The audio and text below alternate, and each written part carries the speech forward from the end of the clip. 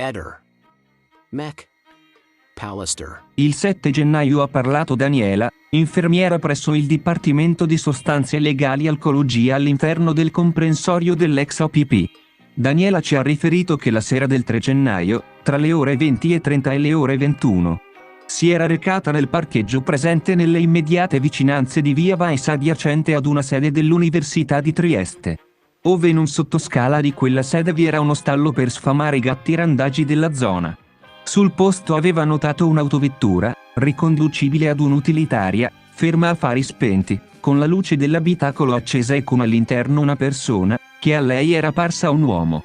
La signora ha precisato che in 1 anno e mezzo, da quando aveva preso l'abitudine di portare da mangiare ai gatti, non aveva mai visto nessuno a quell'ora in quel parcheggio. Daniela ha consegnato una scheda di memoria micro SD da 16 GB della dashcam installata sulla propria autovettura al fine di poter verificare se l'autovettura da lei citata e il suo occupante fossero stati inquadrati dalla telecamera.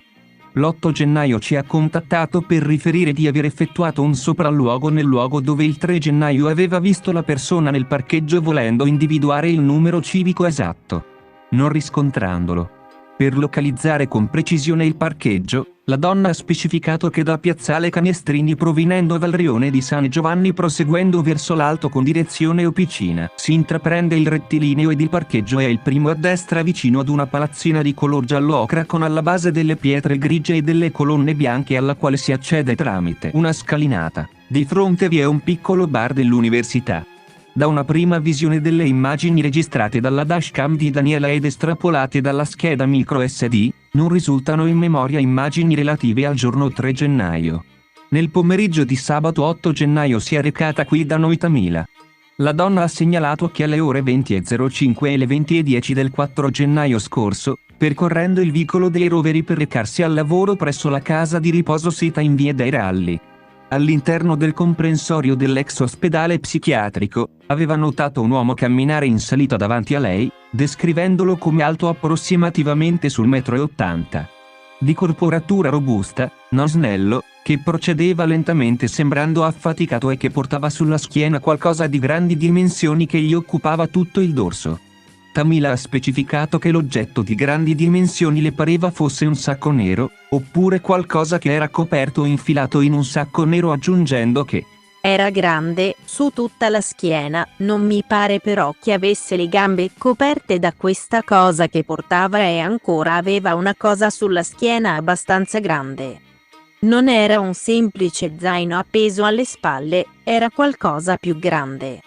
Ho pensato, al momento, che fosse un sacco di nylon, almeno così mi è sembrato. Di sicuro qualsiasi cosa fosse si trovava all'interno di un sacco di nylon. Ho notato che l'uomo non teneva il sacco con 2 mani all'altezza delle spalle né da un lato, né dall'altro, non ricordo se lo tenesse con una mano sola. Non saprei dire che forma avesse questo sacco, in quanto non avevo notato una forma definita. Continuando il racconto la teste ha riferito che ad un certo punto aveva sorpassato l'individuo ed aveva notato che lo stesso aveva la barba che copriva gran parte della guancia. La barba era abbastanza folta, ma disordinata, sembrava un po' bagnata sul davanti. Era una barba brizzolata, con più peli bianchi, ma non totalmente bianca. Ha aggiunto che l'uomo non indossava la mascherina ed ha fornito una sommaria descrizione dei vestiti indossati. Era vestito con un paio di jeans di colore blu-azzurro. Avvicinandomi per sorpassarlo ho avuto l'impressione che le gambe dei pantaloni fossero bagnate, perché dal ginocchio in giù erano di colore più scuro. Indossava un giubbotto scuro, più verso il colore blu, più scuro dei pantaloni, non era corto alla vita, ma più lungo.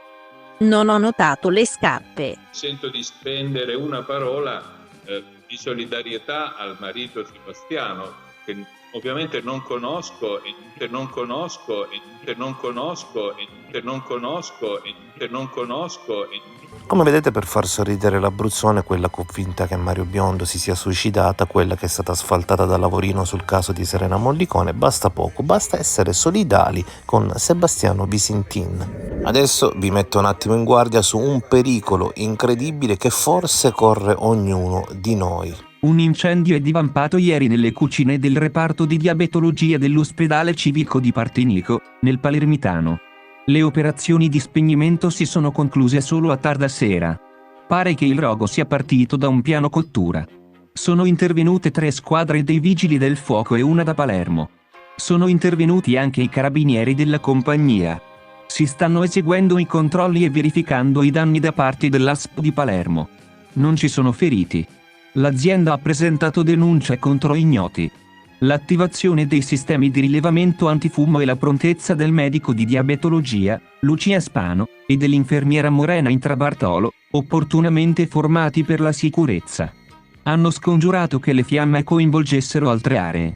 I 2 operatori hanno utilizzato efficacemente 3 estintori del reparto, riuscendo a domare le fiamme.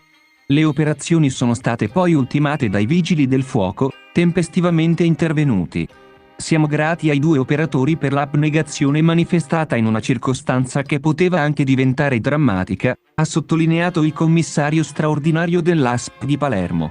Daniela Faraoni, a entrambi i dipendenti, per i quali si proporrà atto di encomio, va il senso di riconoscenza mio personale e dell'azienda per l'esemplare intervento. Ringrazio il dirigente medico di presidio, Francesca La Sala, e la OC Progettazione e Manutenzione per la tempestiva azione di riqualificazione dei luoghi. In ospedale è stata assicurata continuità a tutte le attività assistenziali, ancorché temporaneamente trasferite in altri spazi. Purtroppo, la dinamica dei fatti, in corso di ulteriore accertamento, ha concluso Faraoni, lascia quantomeno perplessi sulla natura dell'episodio, soprattutto alla luce di altre circostanze, sicuramente meno gravi, avvenute di recente nello stesso ospedale. Incendio a Partinico in ospedale lo riporto perché è una coincidenza, ma il fatto drammatico che mi ha toccato anche abbastanza da vicino è un altro. È accaduto il 3 aprile alle ore 10:30 di mattina. È accaduto a sua volta a Partinico. La madre della fidanzata di mio fratello si stava facendo il caffè con una vestaglia sintetica. Improvvisamente la vestaglia avrebbe preso fuoco e la donna di 67 anni è rimasta carbonizzata, addirittura si sono bruciati anche gli organi interni. Adesso viene difficile pensare che una vestaglia sintetica possa provocare tutto questo. Il marito era uscito per un'ora, quando è tornato l'ha trovata nel cortile, priva di sensi, ormai spenta dall'incendio, e non c'era quasi più niente da fare, è stata portata in ospedale dove è morta poco dopo. Adesso, finché non si capisce la cosa, io vi dico: se avete delle vestaglie sintetiche state molto attenti alle fiamme, perché sembra che siano benzina allo stato puro, oppure c'è qualcos'altro. Sicuramente i carabinieri qualche piccola indagine la faranno. Naturalmente le fiamme a Partinico mi fanno pensare a quello che è accaduto ad Altavilla, perché si è detto, me lo scrisse nei commenti una persona del luogo, che a Partinico ci sarebbe una potente setta. E poi, una volta tanto, voglio fare complimenti alla Banca Fineco, perché qualcuno ha provato a clonare un mio assegno e a girarla a un povero esercente di Stradella, ma la banca si è accorta che la firma era difforme, mi ha contattato, io ho confermato di non aver mai emesso quell'assegno e così, grazie alla loro attenzione, ho risparmiato 3.200 euro. Ehi, non dimenticare di iscriverti a questo canale.